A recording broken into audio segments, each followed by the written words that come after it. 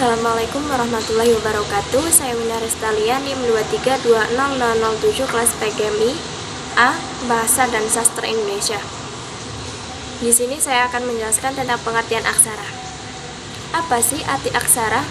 Aksara atau sistem penulisan adalah suatu sistem simbol visual yang tertera pada kertas maupun media lainnya, seperti kayu, batu, dan kain, untuk mengungkapkan unsur-unsur yang ekspresif dalam suatu bahasa. Istilah lain untuk menyebut aksara adalah sistem penulisan. Pemakaian dan penulisan huruf pada kata. Yang pertama, ada abjad. Abjad adalah kumpulan huruf aksara yang biasanya mempunyai urutan yang tepat, yaitu huruf A sampai Z. Yang kedua, ada huruf vokal. Huruf vokal adalah bunyi atau ujaran. Contohnya A, I, U, E, dan O. Yang ketiga ada huruf konsonan. Huruf yang melambangkan konsonan dalam bahasa Indonesia terdiri atas huruf A sampai dengan Z kecuali pada huruf vokal. Yang keempat ada huruf diftong. Di dalam bahasa Indonesia terdapat 4 diftong yang dilambangkan dengan gabungan huruf vokal seperti A, I, A, U, E, I, dan O, I. Yang kelima ada gabungan huruf konsonan. Gabungan huruf konsonan seperti KB, NG, NY, dan SY. Yang keenam ada huruf kapital. Huruf kapital dibagi menjadi beberapa. 1. Huruf kapital atau huruf besar dipakai sebagai huruf pertama pada kalimat. Yang kedua, ada huruf kapital sebagai huruf pertama pada orang, termasuk julukan. Yang ketiga ada huruf kapital dibagi pada awal kalimat dalam petikan langsung. Yang keempat, ada huruf kapital dibagi sebagai huruf pertama pada setiap kata, nama agama, kitab suci, dan Tuhan, termasuk sebutan dengan kata ganti untuk Tuhan. Yang kelima, huruf kapital sebagai unsur pertama, unsur nama gelar, kehormatan, keturunan, keagamaan, atau akademik yang diikuti nama orang, termasuk akademik yang mengikuti nama orang. Yang keenam, huruf kapital tidak dipakai sebagai huruf pertama, unsur nama gelar, kehormatan, keturunan, keagamaan, profesi, serta nama jabatan dan peran yang dipakai sebagai sapaan. Yang ketujuh ada huruf kapital sebagai huruf pertama, unsur nama jabatan, pangkat, dan yang diikuti nama orang atau yang dipakai sebagai pengganti nama yang orang tertentu, pengganti nama orang tertentu seperti instansi atau nama tempat. Yang kedelapan adalah huruf kapital dipakai sebagai huruf pertama, nama bangsa, suku bangsa, dan bahasa. Yang kesembilan ada huruf kapital dipakai sebagai huruf pertama, nama Tuhan, bulan, atau hari-hari besar atau hari raya. Yang ke-10 ada huruf kapital sebagai huruf pertama setiap kata. Yang ke-11 ada huruf kapital sebagai huruf pertama, unsur singkatan nama gelar, pangkat, atau sapaan.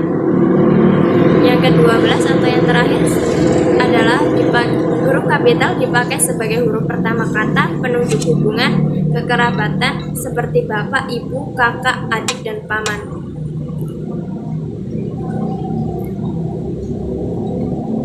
Yang ke-7 dalam penulisan huruf ada huruf miring. Huruf miring adalah dalam cetakan dipakai untuk menuliskan nama buku, majalah, dan surat kabar yang dikutip dalam tulisan. Yang ke-8 ada huruf miring. Dalam cetakan dipakai untuk menegaskan atau mengkhususkan huruf sebagai kata atau kelompok kata. Yang selanjutnya ada huruf tebar. Huruf tebar dalam cetakan dipakai untuk menuliskan judul buku, bab, bagian bab, daftar isi, daftar tabel, daftar lambang, daftar pustaka, indeks, dan lampiran. Selanjutnya, saya akan menjelaskan mengenai konsep EYT. Sebelum mengetahui konsep EYT, alangkah baiknya kita mengetahui pengertian dari ejaan.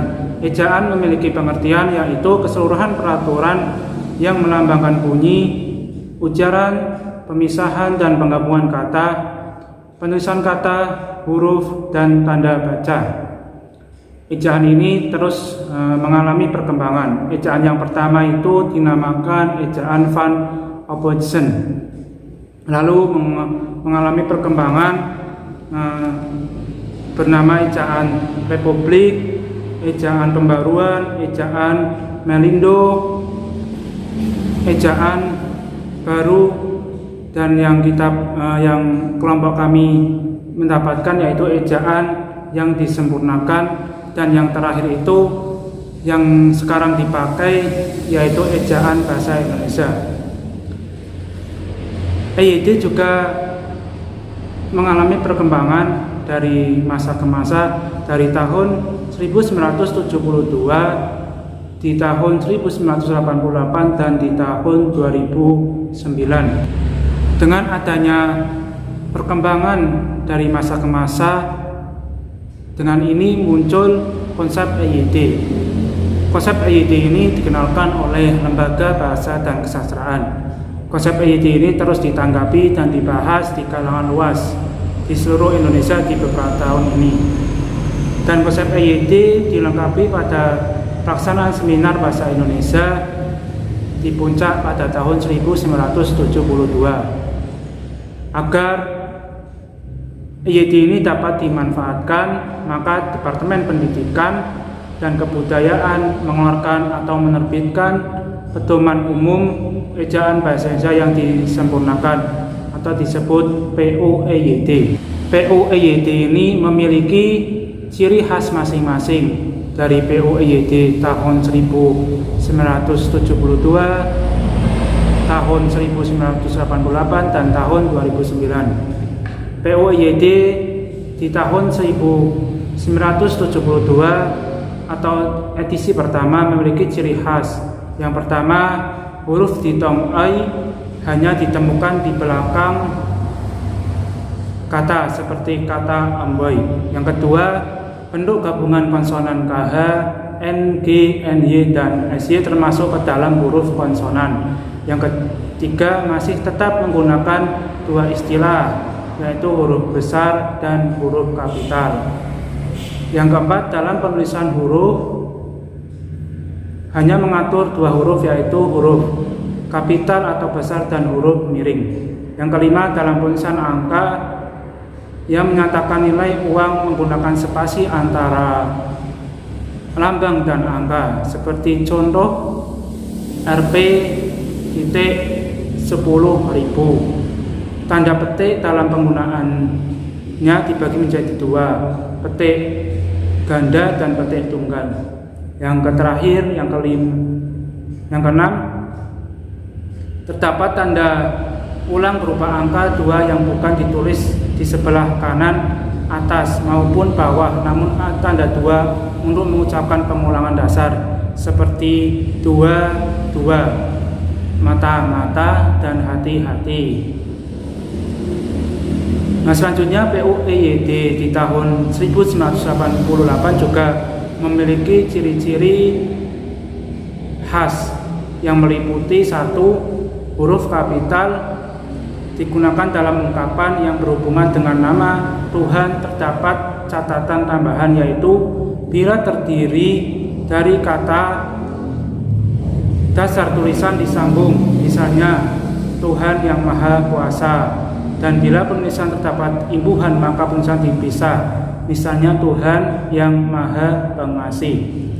Yang kedua, huruf kapital pada penulisan nama orang terdapat catatan tambahan, yaitu jika nama jenis atau satuan, maka huruf ditulis kecil, misalnya mesin diesel 20 volt dan 10 ampere. Yang ketiga, huruf kapital yang digunakan dalam geografi terdapat catatan, yaitu geografi bukan nama dari, maka ditulis huruf kecil, misalnya teluk, danau, dan nama geografi merupakan nama jenis yang ditulis huruf kecil, misalnya gula Jawa.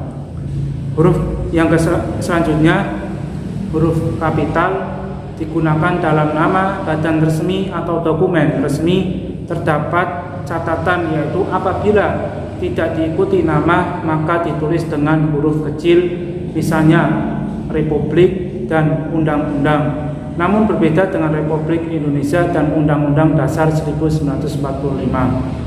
Yang terakhir, huruf kapital digunakan pada nilai mata uang menggunakan spasi antara lambang dan angka. Selanjutnya PUIYD di tahun 2009 memiliki ciri-ciri juga.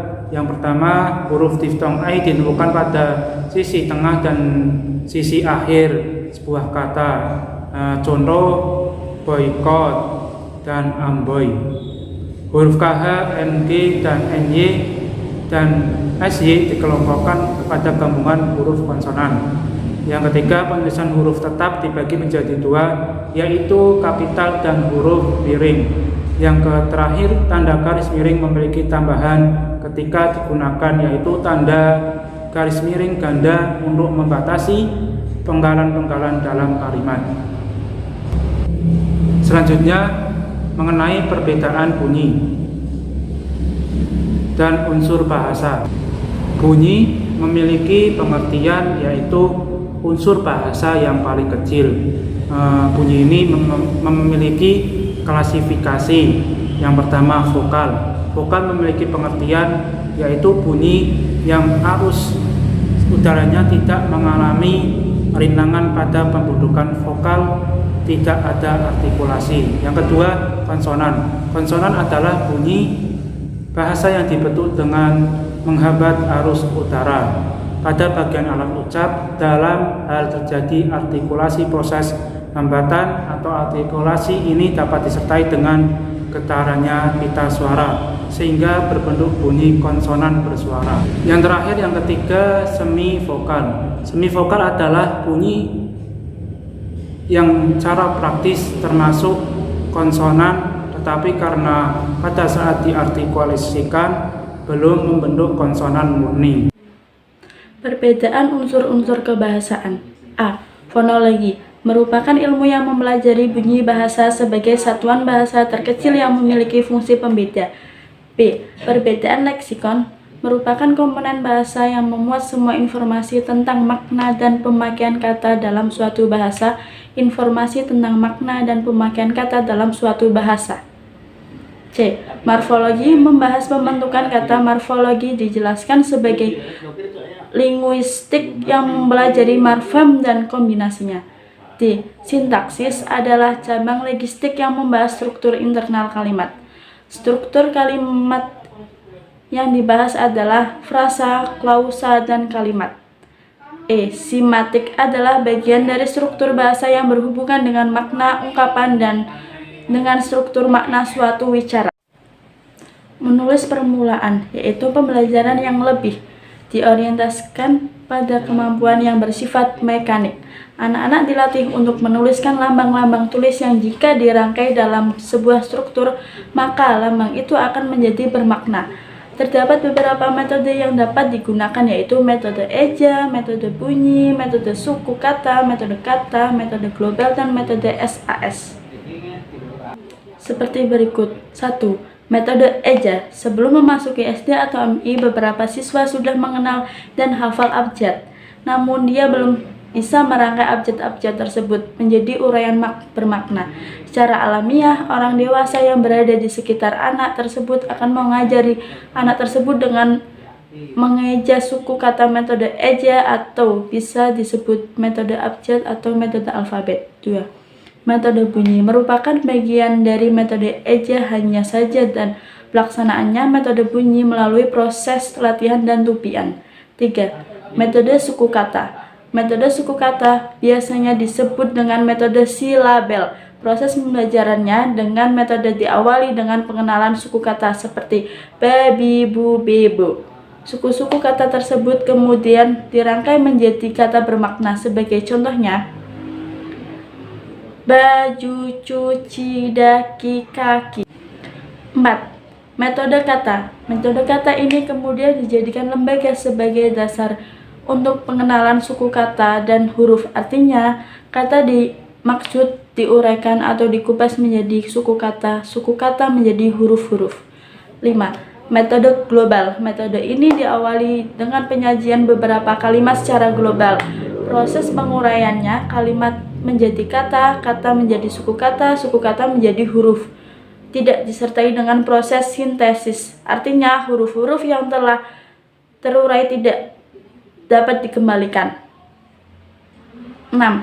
Metode SAS merupakan salah satu metode yang dapat digunakan dalam pembelajaran membaca dan menulis permulaan.